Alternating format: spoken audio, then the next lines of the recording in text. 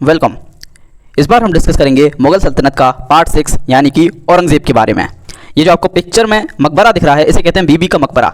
ये औरंगज़ेब की पसंदीदा बेगम दिलरास बानो बेगम का मकबरा है जो कि औरंगाबाद में स्थित है। और जो राइट हैंड साइड में आपको नीचे कॉर्नर में पिक्चर दिख रही है ये औरंगज़ेब की कब्र है जो औरंगाबाद के निकट खुलदाबाद नाम की जगह पर स्थित है। सो आइए जानते हैं औरंगज़ेब के बारे में। Let's outline this. शाहजहां ने अपने बेटों को सूबेदार बनाने की मुगल परंपरा जारी रखी। इसी कड़ी में शाहजहां ने औरंगज़ेब को 1634 में दक्कन का सूबेदार बनाया। औरंगज़ेब के अंतर्गत दक्कन क्षेत्र शांत रहा, पर मुगल दरबार में शाहजहां अपने बड़े बेटे दारा शिकोह को ज़्यादा साथ दे रहे थे।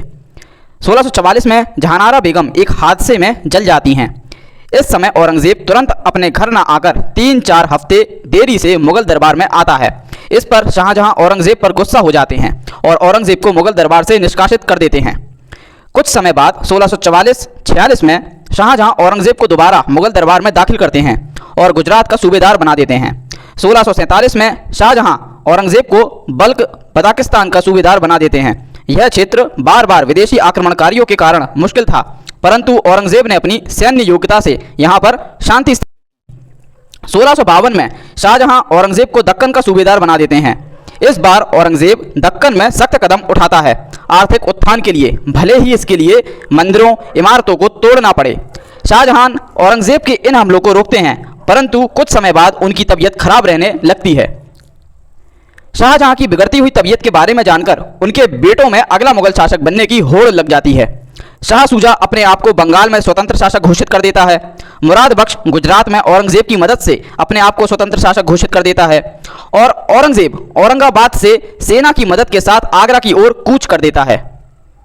रास्ते में आई लड़ाइयों को जीतते हुए औरंगज़ेब आगे बढ़ता है और सामूगढ़ में दारा शिकोह की सेना को हरा देता है। इसके बाद वह आगरा और लाल किले पर कब्जा कर लेता है। औरंगज़ेब मुराद बख्श और दारा शिकोह को बंदी बना लेता है और शाह सूजा को देश निकाला दे देता है। जुलाई 1658 में औरंगज़ेब खुद को अगला मुगल शासक घोषित कर देता है और अगले 48 सालों तक हिंदुस्तान पर राज करता है। औरंगज़ेब मुगल सल्तनत के दायरे को अपने चरम पर ले जाता है। औरंगज़ेब मुगलों में एक योग्य शासक हुआ। औरंगज़ेब ने अपने आप को आलमगीर की उपाधि दी, जिसका मतलब होता है संसार को जीतने वाला। अपने शासन के शुरुआती 12 सालों में हुए विद्रोह को औरंगज़ेब ने बखूबी दबा दिया, परंतु बाद के शासनकाल में हुए विद्रोह औरंगज़ेब के लिए मुश्किल साबित हुए, खासकर जट विद्रोह, सतनामी विद्रोह, सिख विद्रोह। इन विद्रोह का कारण औरंगज़ेब की कठोर धार्मिक नीतियां रहीं। औरंगज़ेब की संतानें। औरंगज़ेब का पहला विवाह दिलरास बानो बेगम से 1637 में हुआ। इस विवाह से औरंगज़ेब को 5 संतानें प्राप्त हुईं। ज़ैबुन्निसा, ज़ीनत उन्निसा, ज़ुबदत उन्निसा, मोहम्मद आजम शाह, मोहम्मद अकबर।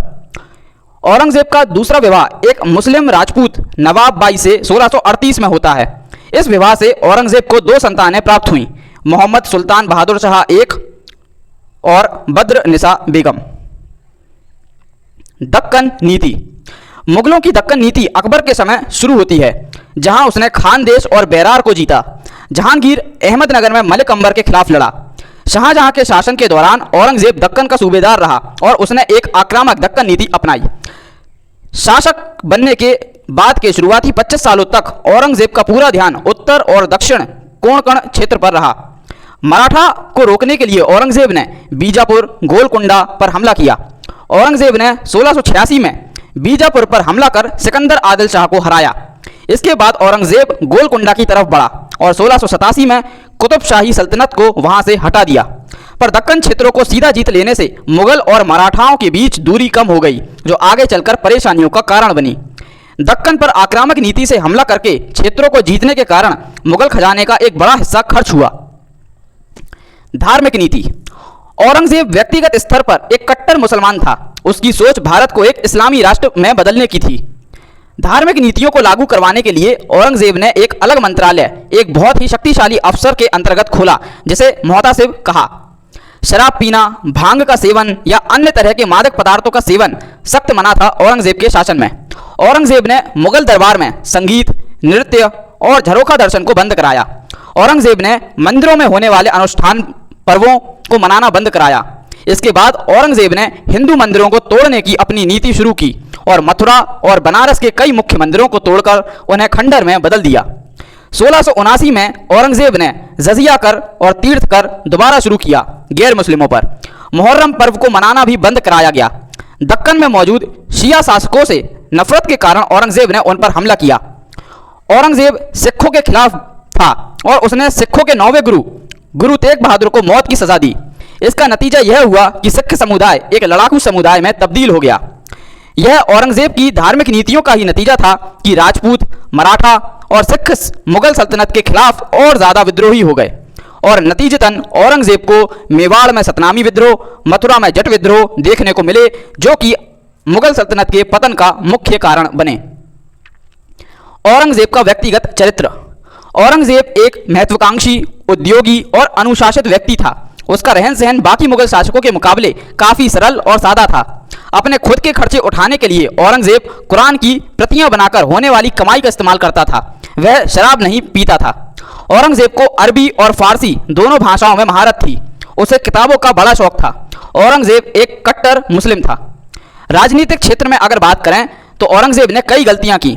औरंगजेब मराठाओं को सही तौर पर समझ ना सका और उन्हें विद्रोह के लिए भड़काता चला गया।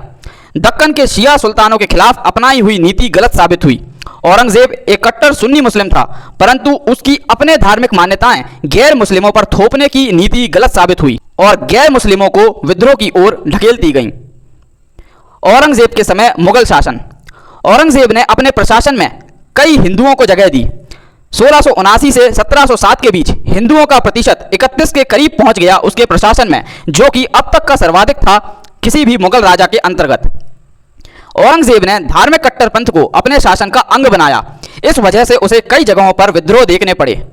शासक बनते ही औरंगजेब ने करीबन 80 तरह के कर अपने शासन क्षेत्र में लागू किए। 1679 में औरंगजेब ने जजिया कर को दोबारा लागू किया। हालांकि इसका विरोध कई हिंदू राजाओं और औरंगजेब के सलाहकारों ने किया।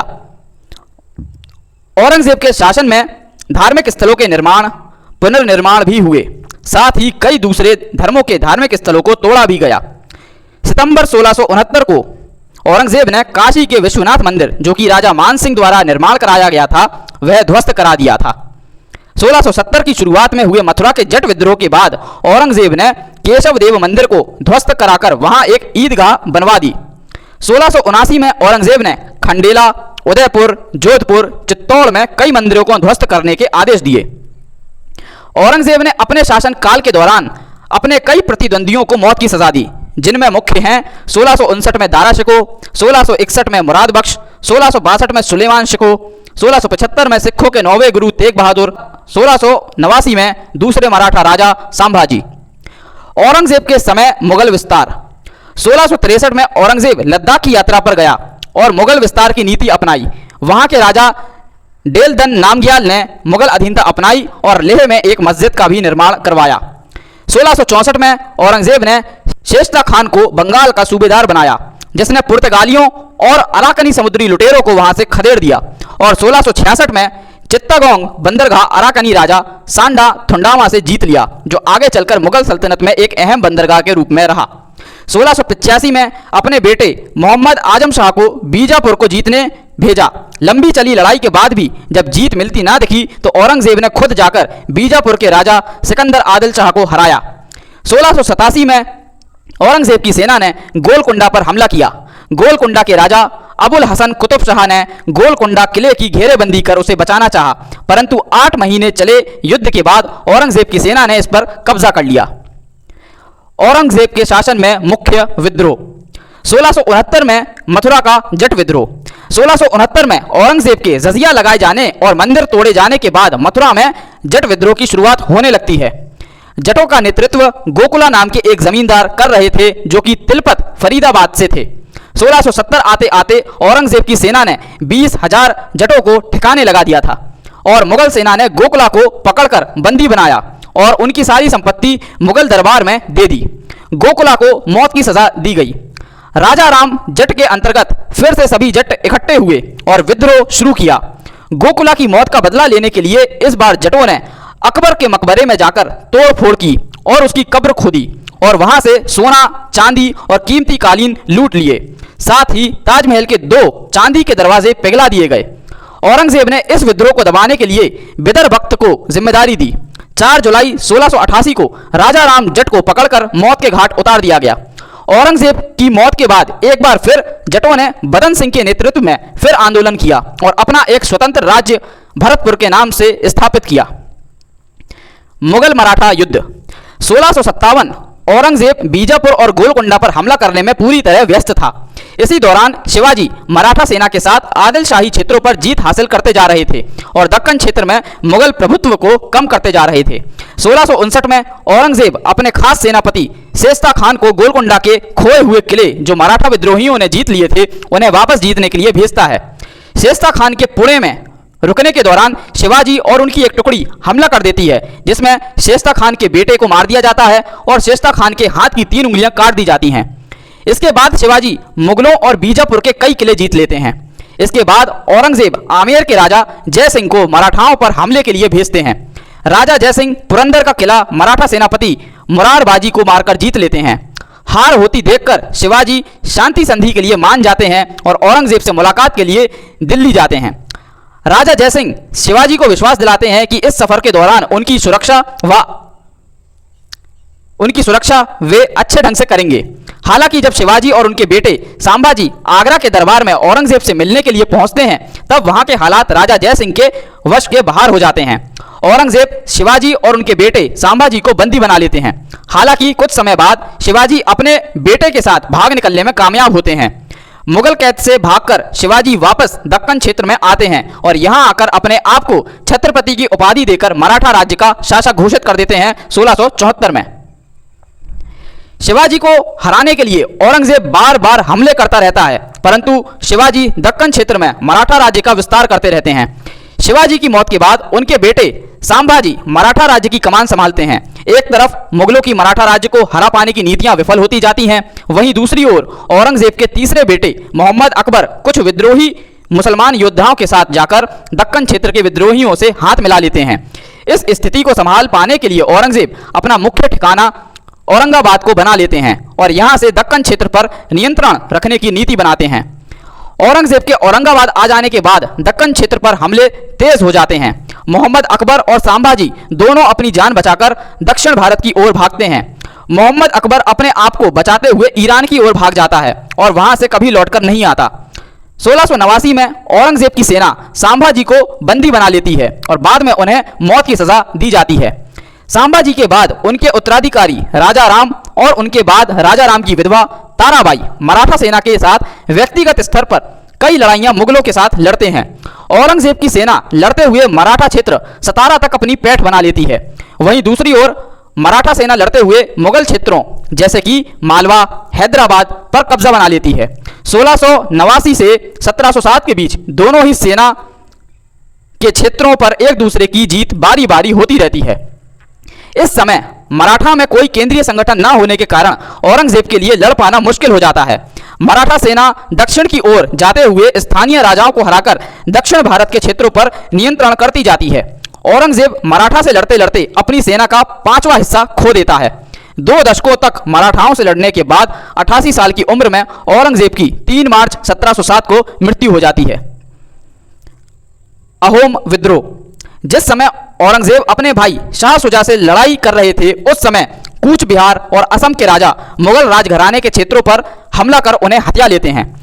3 सालों के बाद 1660-61 में मुगलों की ओर से बंगाल के सूबेदार मीर जुमला II को भेजा जाता है। मीर जुमला खोए हुए क्षेत्र पर जीत पा लेते हैं और इसके पार जाते हुए अहोम राज्य क्षेत्र में 1662 में हमला करते हैं। यह खबर सुनकर अहोम राज्य के राजा सुतामला वहां से भाग जाते हैं और मुगल सेना आकर उनकी संपत्ति अपने कब्जे में ले लेती है। इसके बाद राजा चक्रध्वज सिंघा के नेतृत्व में अहोम सेना फिर से खड़ी होती है और मुगलों के खिलाफ लड़ाई शुरू करती है। 1671 में सराय घाट का युद्ध मुगल सेना और अहोम सेना के बीच, जिसका नेतृत्व लचित बोरफुकान कर रहे थे, ब्रह्मपुत्र नदी के किनारे सराय घाट गुवाहाटी में होता है। मुगल सेना से कमजोर अहोम सेना अपने गुरिल्ला युद्ध नीति, कुशल युद्ध नीति और जल सेना की मदद से जीत जाती है। सतनामी विद्रोह। मई 1672 में सतनामी संप्रदाय मुगल सेना के खिलाफ विद्रोह शुरू कर देता है। यह विद्रोह दिल्ली के निकट किया जाता है। सतनामी संप्रदाय के कई मंदिर उत्तर भारत में थे। सतनामी विद्रोही दिल्ली की ओर बढ़ते हैं और वहां एक छोटी मुगल टुकड़ी को हरा देते हैं औरंगजेब 10,000 सैनिकों की एक मुगल सेना टुकड़ी को इस विद्रोह को दबाने के लिए भेजता है। मुगल सैनिकों का मनोबल बढ़ाने के लिए औरंगजेब ताबीजें, इस्लामी प्रार्थनाएं और धार्मिक चिन्ह अपनी सेना में बंटवाता है। इस विद्रोह को क्रूर तरह से दबाने का असर सिख विद्रोह पर भी पड़ता है। सिख विद्रोह। सिखों के 9वें गुरु तेग बहादुर बलपूर्वक धर्मांतरण करने की औरंगजेब की नीति के खिलाफ थे। कश्मीरी पंडितों द्वारा मदद की गुहार लगाए जाने पर गुरु तेग बहादुर औरंगजेब तक यह संदेश पहुंचाते हैं कि अगर उन्होंने गुरु तेग बहादुर को धर्मांतरण करने के लिए मना लिया तो सभी हिंदू इस्लाम को अपना लेंगे। यह संदेश मिलते ही औरंगजेब गुरु तेग बहादुर को बंदी बनवाकर दिल्ली बुलवाता है। दिल्ली आने पर औरंगजेब गुरु तेग बहादुर को कई तरह की यातनाएं दिलवाता है ताकि वह धर्म परिवर्तन कर लें, परंतु गुरु तेग बहादुर धर्म परिवर्तन नहीं करते हैं। अंत में औरंगजेब गुस्से में गुरु तेग बहादुर का सर कलम करने का आदेश देता है। गुरु तेग बहादुर की हत्या के जवाब में उनके बेटे गुरु गोविंद सिंह सिखों को एक सैनिक संप्रदाय में बदल देते हैं और 1669 में खालसा पंथ की नींव रखते हैं। 1704 में हुए चमकौर के युद्ध के बाद गुरु गोविंद सिंह औरंगजेब को एक पत्र, जिसे जफरनामा कहा गया, लिखते हैं। इसमें औरंगजेब को मुगल सेना के द्वारा किए गए वादा खिलाफी, औरंगजेब की क्रूरता और उसे इस्लाम के खिलाफ चलने वाला बताते हैं। इस पत्र के कारण औरंगजेब को चिंता और आत्मग्लानि होती है। गुरु गोविंद सिंह के द्वारा शुरू किया गया खालसा पंथ आगे चलकर सिख साम्राज्य की नींव बनाता है। पश्तून विद्रोह। 1672 में खुशहाल खान खटाक के नेतृत्व में काबुल में पश्तून विद्रोह शुरू होता है। यह विद्रोह तब शुरू होता है जब मुगल सूबेदार आमिर खान के आदेश पर उसके सैनिक पश्तून कबीले की महिलाओं के साथ दुराचार करते हैं। यह सब होने पर साफी कबीला मुगल सैनिकों के खिलाफ लड़ाई शुरू कर देता है। इसके बाद वहां मौजूद सभी कबीले मुगल सेना के खिलाफ विद्रोह शुरू कर देते हैं। अपना क्षेत्र बचाने की कोशिश में सूबेदार आमिर खान एक बड़ी मुगल सेना के साथ खैबर दर्रे की ओर से हमले के लिए आते हैं, परंतु स्थानीय कबीले उन्हें घेर लेते हैं और बड़ी मुश्किल से मुगल सेना के मात्र 4 अफसर अपनी जान बचाकर भाग पाते हैं। इस विद्रोह के कारण ग्रैंड ट्रंक रोड से होकर जाने वाला व्यापार प्रभावित होने लगता है, जिसे देखकर 1674 में औरंगजेब खुद अटोक जाकर स्थिति का जायजा लेता है। यहाँ पर औरंगजेब युद्ध नीति, घूस नीति सब कुछ इस्तेमाल करता है ताकि विद्रोहियों को आपस में ही लड़ाया जा सके और इस विद्रोह को दबाया जा सके। ऐसा कर पाने में औरंगजेब कुछ हद तक सफल भी होता है। औरंगजेब का आखिरी समय। 1689 में गोलकोंडा की जीत के साथ मुगल सल्तनत दक्षिण भारत में अपने चरम पर पहुंच जाती है, परंतु यह स्थिति ज्यादा देर तक नहीं टिकती क्योंकि मराठाओं के साथ लड़ते लड़ते औरंगजेब मुगल खजाने का एक बहुत बड़ा हिस्सा खर्च कर चुका होता है। 3 मार्च 1707 को 88 साल की उम्र में औरंगजेब की भिनगर अहमदनगर के निकट मृत्यु हो जाती है। अपनी मौत से पहले औरंगजेब का हुक्म था उसके मरने के बाद बहुत ज्यादा खर्चा ना किया जाए। उसकी इसी ख्वाहिश के अनुसार उसकी कब्र खुलदाबाद औरंगाबाद में सूफी संत शेख बुरहानुद्दीन गरीब की दरगाह में बनाई जाती है। औरंगजेब के बाद उनका बेटा बहादुर शाह एक मुगल सल्तनत की बागडोर संभालता है, परंतु औरंगजेब के द्वारा किए गए अत्याचार और बहादुर शाह की कमजोर नीतियों के कारण लगातार मुगल सल्तनत की ताकत गिरती जाती है आने वाले समय में। यहाँ हमने डिस्कस किया मुगल सल्तनत का पार्ट 6 यानी कि औरंगजेब के बारे में। इसके आगे का मुगल सल्तनत हम आगे के वीडियो में कंटिन्यू करेंगे। वीडियो देखने के लिए थैंक यू।